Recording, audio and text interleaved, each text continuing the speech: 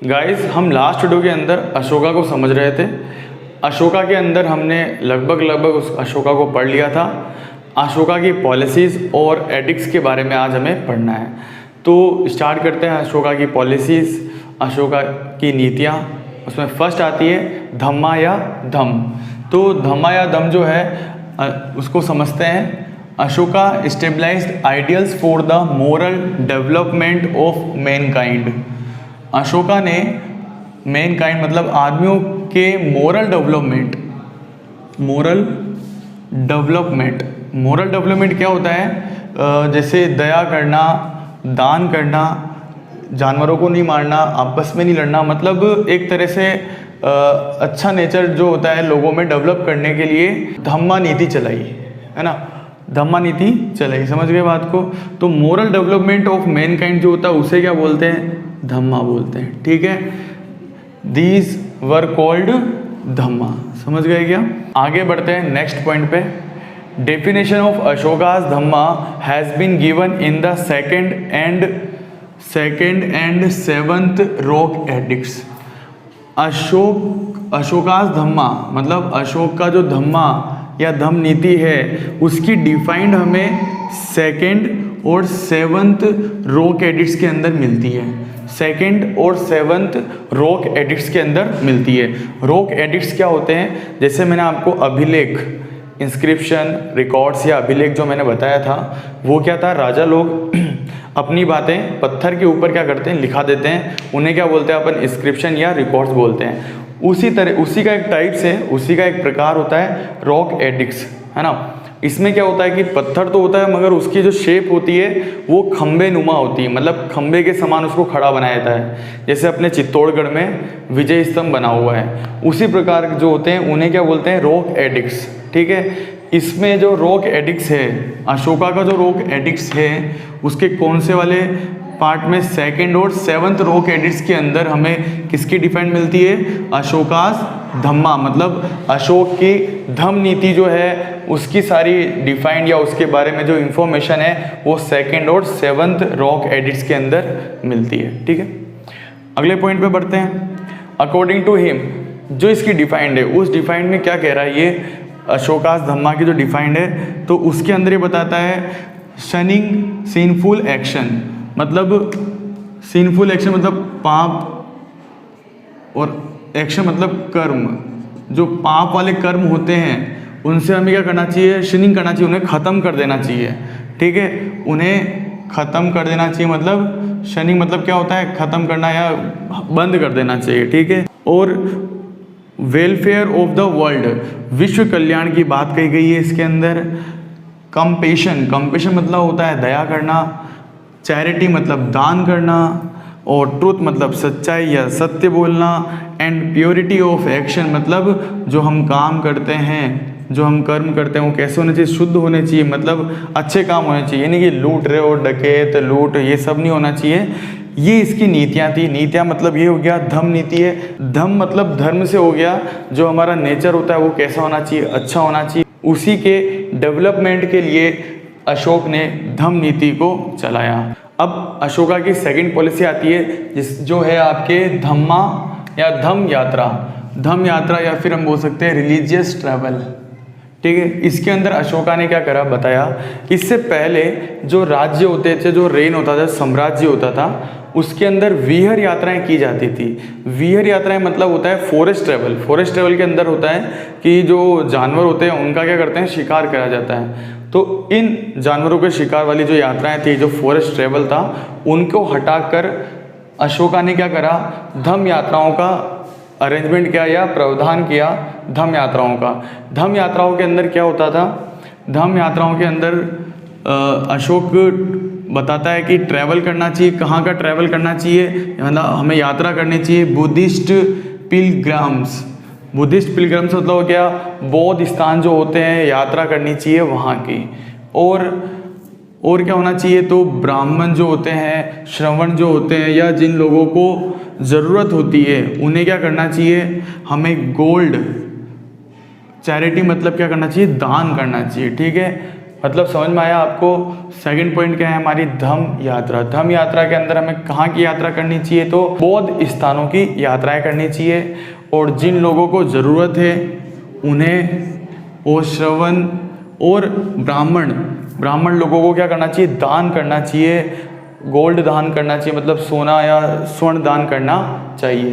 तो इस तरह की यात्राओं का प्रावधान या अरेंजमेंट किया किसने, अशोका ने अरेंजमेंट किया। अब अशोका की थर्ड पॉलिसी को समझते हैं। थर्ड पॉलिसी जो है उसका नाम है अनुसंधान जो पॉलिसी का नेम है।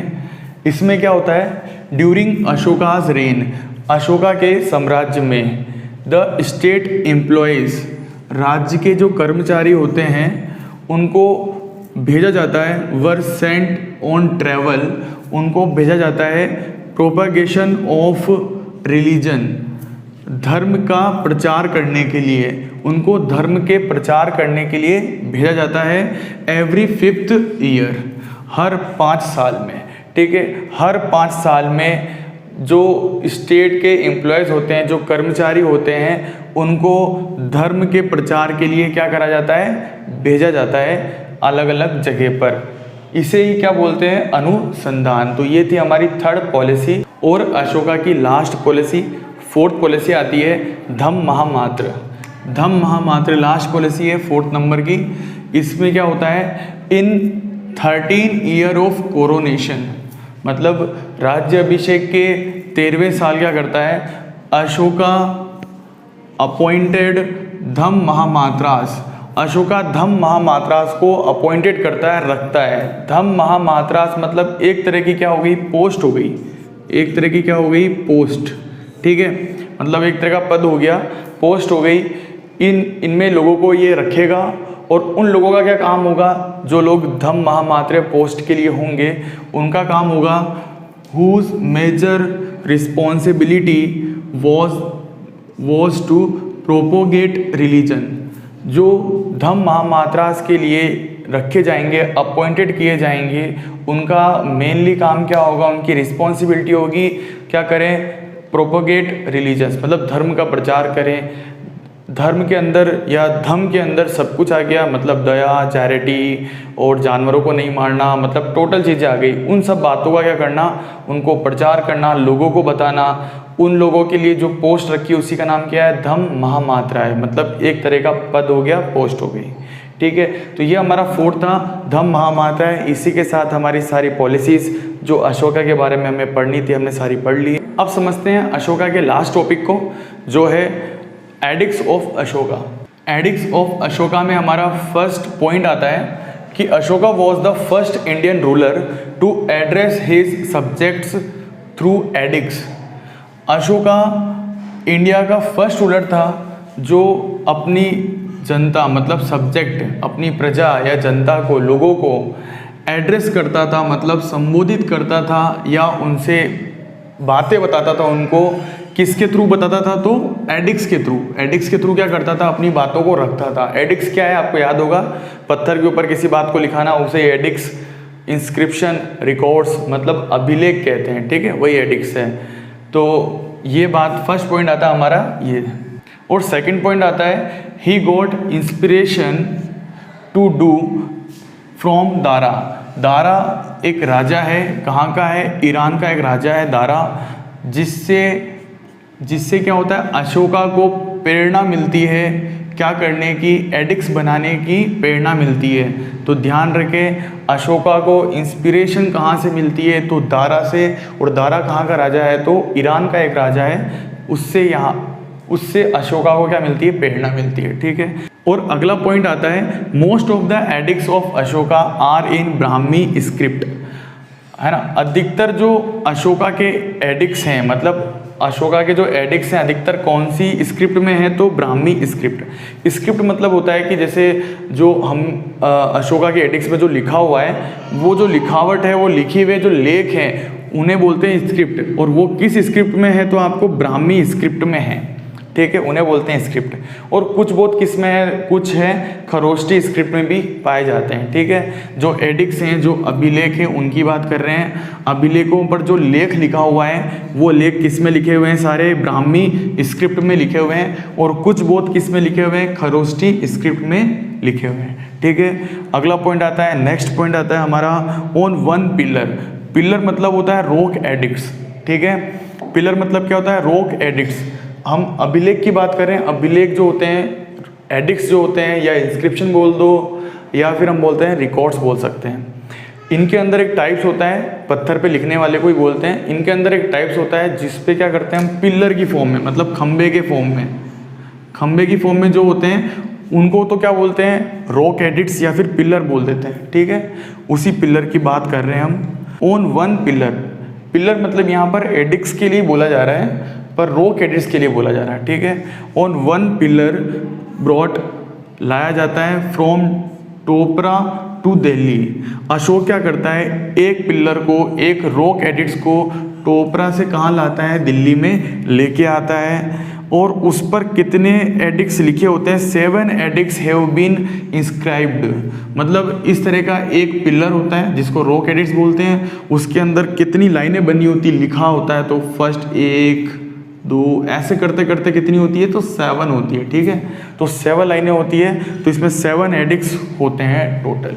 जो एक पिलर लाया गया है, कहाँ से, टोपरा से दिल्ली लाया गया, अशोक के द्वारा लाया गया है, उसमें 7 एडिक्ट्स हैव बीन इंस्क्राइब्ड, मतलब 7 लाइनें लिखी हुई है। अगला पॉइंट आता है ग्रीक किंग एंटियोकस सेकेंड।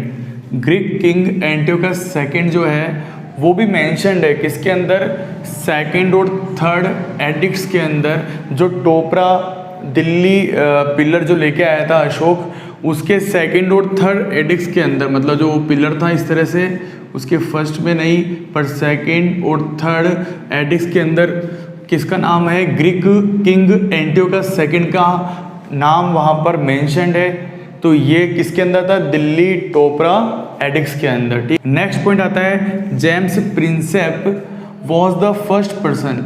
ये पहला आदमी था जिसने क्या करा था, सक्सेसफुली क्या करा था, जो एडिक्ट्स थे उनको उसने रीड किया था, पढ़ लिया था। Interpret the edicts of Ashoka.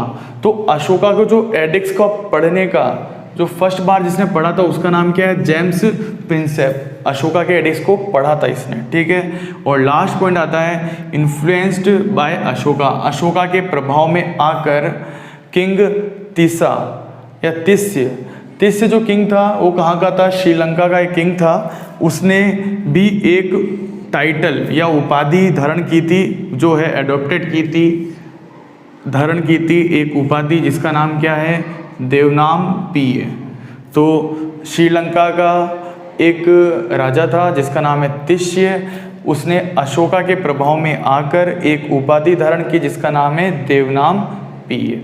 तो यहाँ पर हमारा अशोका कंप्लीट होता है। अशोका कंप्लीट होने के बाद हमें मौर्य डायनेस्टी के लास्ट टॉपिक पे बात करनी है, एडमिनिस्ट्रेशन ऑफ मौर्य डायनेस्टी। वो बात करेंगे हम हमारे नेक्स्ट वीडियो में, पार्ट 5।